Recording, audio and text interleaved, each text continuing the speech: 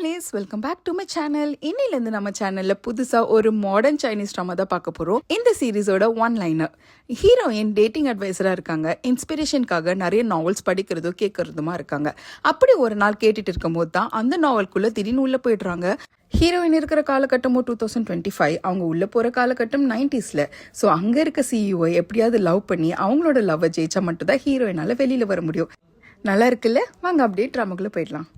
ஓப்பனிங்கில் ஹீரோயினத்தை காமிக்கிறாங்க. அவங்க ஒரு ஆஃபீஸ்குள்ளே போயிட்டுருக்காங்க. அப்போ கூட ஒரு நாவல் கேட்டுக்கிட்டே தான் போகிறாங்க. அங்கே வந்து அந்த நாவலோட ஹீரோவை ரொம்ப இம்ப்ரெசிவாக எக்ஸ்பிரஸ் பண்ணிட்டு இருக்காங்க. என்ன சொல்கிறாங்கன்னா, ஹீரோ வந்து டாலாக ஹேண்ட்ஸமாக கோல்டன் ரிம் வச்ச ஸ்பெக்ஸ் போட்டுக்கிட்டு ஸ்மார்ட்டாக நடந்து வந்துட்டு இருக்காரு. அப்படி சொல்லும் போது நம்ம சீரீஸோட ஹீரோவும் என்ட்ரி கொடுக்குறாரு. ஹீரோயின் 2 பேரும் ஒரே ஆஃபீஸ்க்கு தான் வேற வேற லிஃப்ட்ல போயிட்டு இருக்காங்க.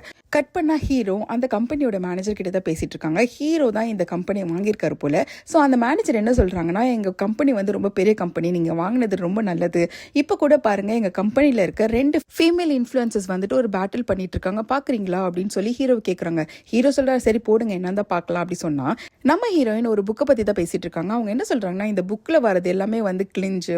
இந்த கதையோட ஹீரோயின் பார்த்தா எப்ப பார்த்தாலும் அவள் லவ்வருக்காக ஏதாவது விட்டு கொடுக்கறது, தியாகம் பண்றது அப்படிதான் இருக்கிறா. இந்த புக்கோட ஆத்தர் மட்டும் இல்லாம இது உண்மையான கதையா இருந்திருந்தா நிஜ வாழ்க்கையில இந்த பொண்ணு நிறைய தடவை ஏமாற்றப்பட்டிருப்பா. இவளை எல்லா பாய் ஃப்ரெண்ட்ஸும் சீட்டா பண்ணிருப்பாங்க. நீங்களே சொல்லுங்க, இந்த புக்ல இருக்க எவனாவது ஒருத்தனாவது லவ் பண்றதுக்கு ஒர்த்தா இருக்கிறானா அப்படி சொல்லிட்டு இருக்கும் போது இன்னொரு ஸ்ட்ரீமர் வந்து லைவ்ல ஜாயின் பண்றாங்க. அவங்க என்ன சொல்றாங்கன்னா, என்னம்மா நீ மட்டும் என்ன, உனக்கு முன்ன பின்ன எக்ஸ்பீரியன்ஸ் இருக்கா என்ன, நீ வந்துட்டு டேட்டிங் அட்வைஸரா இருக்கிறியா அப்படின்னு கேட்கும் போது, டேட்டிங் அட்வைசராக இருக்கிறதுக்கு நான் ரிலேஷன்ஷிப்பில் இருக்கணும்னு அவசியம் இல்லைன்ட்டு நம்ம ஹீரோயின்னு சொல்கிறாங்க. என்னை பொறுத்த வரைக்கும் எத்தனை தடவை கேட்டாலும் இந்த புக்கில் இருக்க ஒருத்தன் கூட இந்த லவ்வுக்கு ஒர்த் கிடையாது அப்படி சொல்கிறாங்க. அப்போ ஹீரோ சொல்கிறாரு ஒர்த் கிடையாது அப்படின்ட்டு. அப்போ வந்துட்டு மேனேஜர் உடனே இந்த ஸ்ட்ரீமிங்கை ஆஃப் பண்ணி விட்டுறாங்க. அப்போ ஹீரோயின் ஷாக் ஆகிடுறாங்க, எதுக்குடா நம்ம ஸ்ட்ரீமிங்கை போய் ஆஃப் பண்ணுறாங்க அப்படி சொல்லிட்டு மேனேஜரும் ஹீரோவும் பேசிட்டு இருக்க மீட்டிங் ரூம்க்கே வந்துடுறாங்க. எதுக்கு நீங்கள் வந்து ஸ்ட்ரீமிங் ஆஃப் பண்ணீங்க அப்படி கேட்கும்போது ஹீரோ உடனே எழுந்துட்டு கேட்குறாரு, இந்த புக்கில் வர யாருமே லவ் பண்ணுறதுக்கு ஒர்த் இல்லையா என்ன அப்படின்னு கேட்கும்போது, ஆமாம் ஒர்த் இல்லை தான். சரி, இந்த புக்கை பற்றி நீங்கள் என்ன நினைக்கிறீங்க அப்படின்ட்டு ஹீரோ கேட்குறாரு. அதுக்கு ஹீரோன்னு சொல்கிறாங்க, இவங்க வந்து என்னோட ஸ்ட்ரீமிங் ஆன் பண்ணட்டும், நீங்கள் கேட்ட கொஸ்டினுக்கான பதிலை நான் ஸ்ட்ரீமிங்கில் சொல்கிறேன் அப்படி சொல்லிட்டு போயிடுறாங்க. அவங்களும் ஸ்ட்ரீமிங்கை ஆன் பண்ணி விடுறாங்க. அப்போ ஹீரோயின் ஒரு பேஜரை காமிச்சிட்டு, இந்த பேஜர் எப்படி வந்து நம்மளால உடனே ரிப்ளை பண்ண முடியாது, இதுக்கு தேவையானது இன்னொரு ஃபோனை போய் கால் பண்ணி பேசினாதான் நம்ம வந்து ரெஸ்பாண்ட் பண்ண முடியும். எப்படி இந்த பேஜர் ஒரு ஃபோனுக்கு டிபெண்ட்டாக இருக்கோ அதே மாதிரி தான் இந்த புக்கில் இருக்கிற இந்த ஹீரோயினும் ஹீரோக்கு டிபெண்ட்டாக இருக்கிறாங்க. அது மட்டும் இல்லாமல் இந்த நாவலில் வர ஏர்கிராஃப்ட் தான் ஹீரோக்கு ரொம்ப பிடிச்ச ஏர்கிராஃப்ட். ஆனால் இந்த ஏர்கிராஃப்ட் நீங்கள் கொஞ்சம் உத்து பாருங்க, இது எவ்வளோ ஃப்ரெஜைல் தெரியுமா, லைட்டாக தொட்டாவே உடஞ்சி விழுந்துரும். இதை போய் வந்துட்டு ஹீரோக்கு பிடிக்குது சொல்கிறாங்க. எப்படி இந்த ஏர்கிராஃப்டும் வந்துட்டு ஃப்ரெஜைலாக இருக்கோ லவ்வும் அதே மாதிரி தான் அப்படின்னு சொல்லிட்டே இருக்கும்போது ஹீரோயினுக்கு லைட்டாக தலைவலிக்க ஆரம்பிக்குது. அவங்க கண்ணெல்லாம் அப்படியே மங்கலாகுது, பிளர் ஆகுது விஷன் எல்லாம். திடீர்னு கண்ணு மூடிடுறாங்க, மயங்கி விழுந்துடுறாங்க. அவங்க கையில் இருக்க ஏர்கிராஃப்ட் வந்து கீழே விழுந்து உடஞ்சிடுது. இப்போதான் ஒரு சின்ன மேஜிக் நடக்குது. அந்த ஏர்கிராஃப்டில் தான் ஹீரோயின் ட்ராவல் பண்ணி அப்படியே 1990s போயிடுறாங்க. இப்போ ஹீரோயினுக்கு லைட்டாக மொழி போகிறது. எழுந்து பார்த்தா ஏதோ ஒரு மியூசியமில் இருக்காங்க. என்ன மியூசியம்னா அது வந்து ஏர்கிராஃப்டோட மியூசியம். சுற்றி பார்த்துட்டு இருக்காங்க, எல்லா இடத்துலையும் ஏர்கிராஃப்ட்ஸாக தான் இருக்குது. அப்போ ஒரு இடத்துல பார்த்துட்டு இருக்கும்போது பின்னாடி இருந்து ஒரு குரல், இன்னைக்கு தான் மியூசியம் லீவ் ஆச்சு, யார் நீங்கள், எங்கேருந்து எப்படி வந்தீங்க அப்படின்னு சொல்லிட்டு இருக்கும்போது திரும்பி பார்த்தா அங்கே நிற்கிறது நம்ம ஹீரோ தான். அப்போ ஹீரோயின் உடனே, எதுக்குங்க நீங்கள் இங்கே கூப்பிட்டு வந்தீங்க, நான் லைவ் ஸ்ட்ரீமிங் தானே பண்ணிட்டு இருந்தேன் அப்படி சொன்னால், எதுக்கு ஏன் மேலே பழி போடுறீங்க, நான் எப்படி உங்களை கூட்டிகிட்டு வந்தேன், நம்ம ஆல்ரெடி 1999 இருக்கோம், பேசுறத பார்த்து பேசுங்க அப்படி சொல்றாங்க. அப்போ ஹீரோயின் முழிச்சு பார்த்துட்டு, என்னது 1999 என்ன உளறீங்க அப்படின்னு ஹீரோயின் கேட்கும்போது, ஆமா 1999 தான், இப்போ இங்கேருந்து கிளம்புங்க அப்படி சொல்லிட்டு ஹீரோ கிளம்பிடுறாரு. அங்கிருந்து மெக்கானிக் கீழே உடஞ்சிருந்த ஏர்கிராஃப்ட் படுத்துட்டு, என்னமா இது இவ்வளோ எக்ஸ்பென்சிவானதை போய் போட்டு வச்சிருக்கீங்க அப்படி சொல்றாங்க. அப்போ எங்கிருந்து ஒரு பொண்ணு ஓடி வந்துட்டு, அவளை எதுவும் சொல்லாதீங்க, நான் கட்டுறதுக்கான பில் அப்படி சொல்றாங்க. அப்போ ஹீரோயின் கேட்கறாங்க, நீ யாருமா இப்போ அப்படி சொல்லிட்டு அவங்க வெளியில வந்துடுறாங்க. வெளில வரும்போது தான் திடீர்னு ஒரு குரல் கேட்குது. என்னடான்னு பார்த்தா அவங்க பேஜர்ல தான் அந்த குரல் கேட்குது.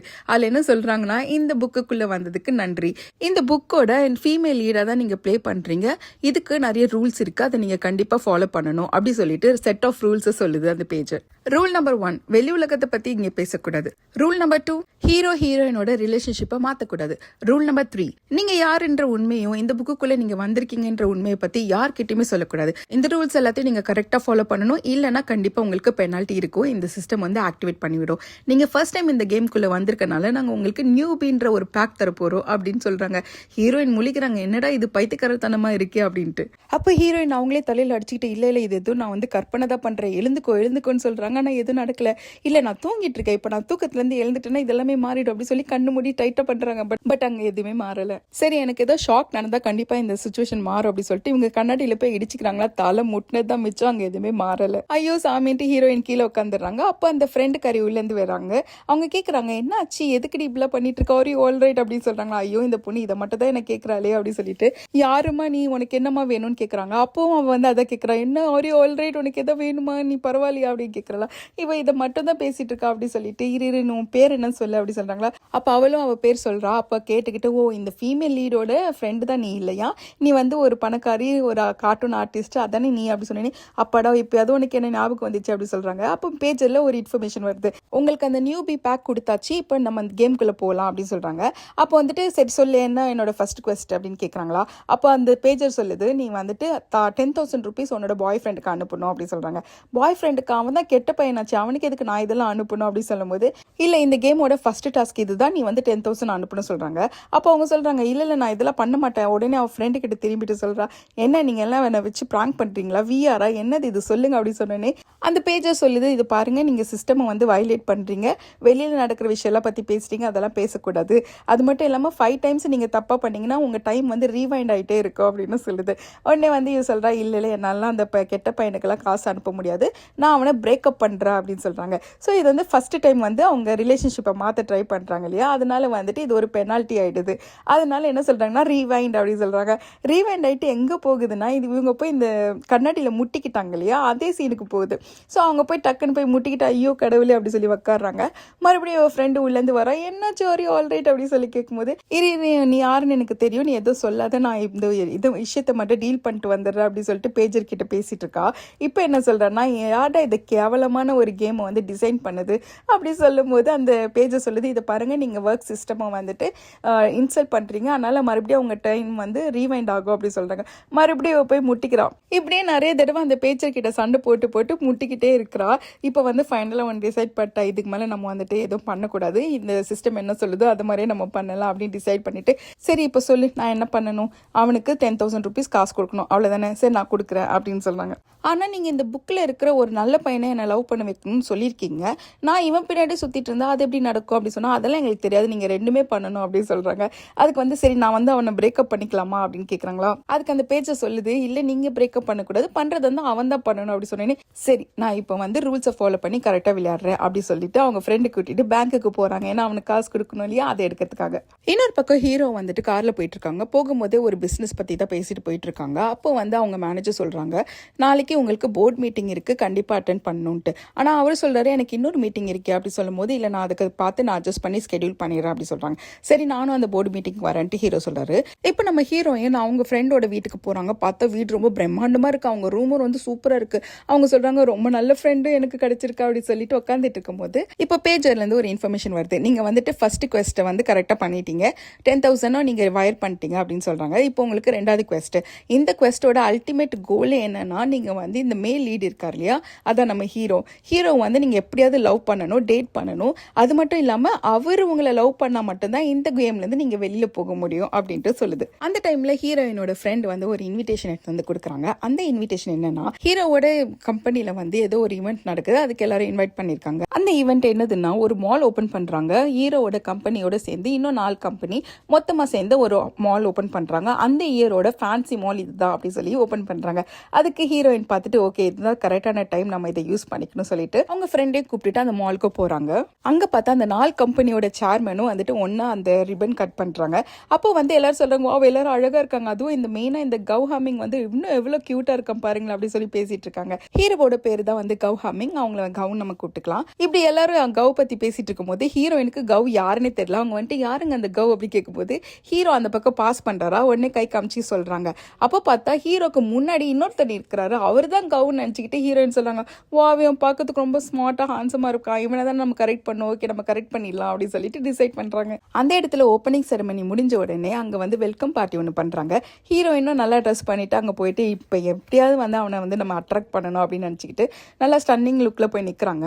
அப்போ வந்து ஹீரோ ஒருத்தவங்க கிட்ட பேசிட்டு இருக்காங்க. அவங்க வந்து என்ன சொல்கிறாங்கன்னா, நீங்கள் வந்து இந்த உமனோட கூட்ஸ் எல்லாம் வந்து ரொம்பவே ஆராய்ச்சி பண்ணி அதில் தான் சேல்ஸ்லாம் பண்ணுறீங்க போலியே, உமன் ப்ராடக்ட்ஸ்லாம் நீங்கள் ரொம்ப பெஸ்ட்டாக விளங்குறீங்களே அப்படி சொல்கிறாங்க. என்ன விஷயம்னா ஹீரோ வந்து சானிட்டரி பேட் தான் வந்து ரொம்ப ஹை ப்ரொடக்ஷன் பண்ணிட்டு அதை வித்துட்டு அதில் தான் பெஸ்ட்டாக இருக்காங்க போல. ஸோ அதை தான் வச்சு இவங்க எல்லாம் கலாச்சிட்டு இருக்காங்க. உங்களுக்கு மக்கள் நடுவில் ஒரு நல்ல பேர் இருக்கு, சானிட்டரி பேட் மேன் அப்படி சொல்லி வச்சிருக்காங்க. அப்போ ஹீரோவும் அதை ஒரு காம்ப்ளிமெண்ட்டாக எடுத்துட்டு அவர் விலைக்கு போறாரு. அப்போ வந்து யாரோ ஒருத்தவங்க அவர் மேலே வந்து வைன் ஊற்றிடுறாங்க.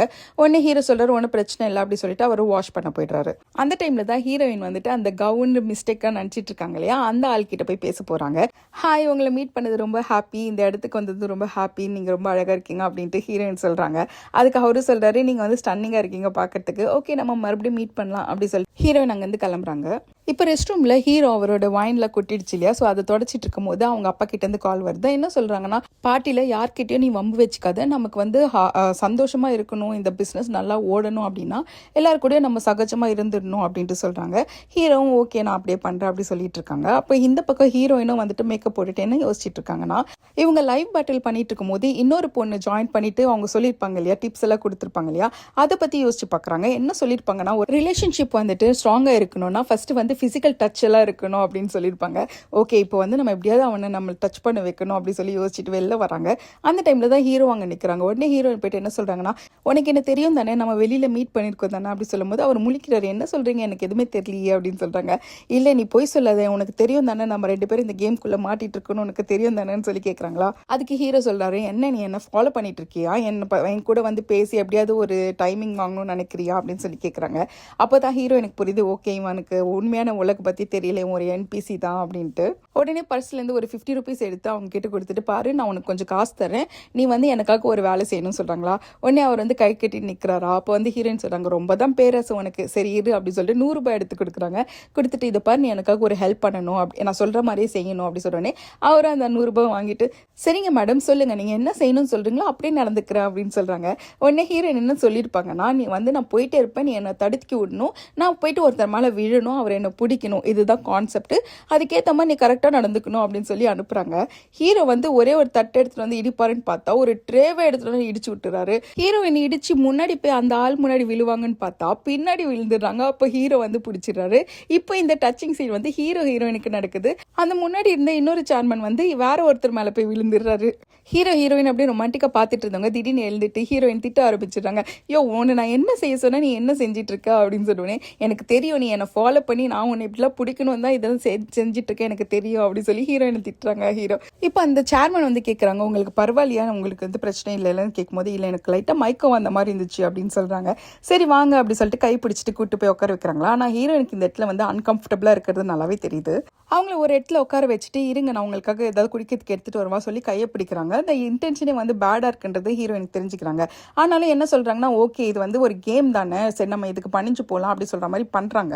அப்போ பார்த்தா ஹீரோ அங்கே அந்த பக்கம் கிராஸ் பண்ணிட்டு நான் கிளம்புறேன்னு சொல்கிறாரா. உடனே இந்த சேர்மனை ஓகே சொல்லி கை தூக்குறாரு. அங்கே பார்த்தா ஒரு மேரேஜ் ரிங் இருக்குது. ஹீரோயினுக்கு ஷாக் ஆகிடுது. ஒரு கல்யாணம் ஆனால எதுக்கு எனக்கு அசைன் பண்ணாங்க அப்படி சொல்லிட்டு, ஏய் நீ ஒரு கெட்ட பையனா, நீ ஒரு தப்பான ஆளா, என்கிட்ட எதுக்கு இப்படி பழகுற, உனக்குன்னு ஒரு ஃபேமிலி இல்லையா அப்படின்னு சொல்லி சொல்கிறாங்க. ஏய் என்னடி நினச்சிட்டு இருக்க, நீ தான் என்கிட்ட வந்து இந்த மாதிரி ப்ரிட்டன் பண்ணிட்டு இருந்த அப்படின்னு சொல்கிறாங்க. உடனே அவங்க சொல்கிறாங்க, அதெல்லாம் ஒன்றும் கிடையாது, நீ வந்துட்டு தப்பானவன், நீ உன்னோட ஃபேமிலிக்கு வந்து ரெஸ்பெக்டே கொடுக்க மாட்டேன்னு சொல்லி கத்த ஆரம்பிச்சிடுறாங்க. உடனே அந்த ஆள் வந்துட்டு இங்கே ஏதோ பேச வேண்டாம் வெளியில் போகலாம் சொல்லி கைப்பிடிச்சி இழுத்துட்டு போகிறாங்களா.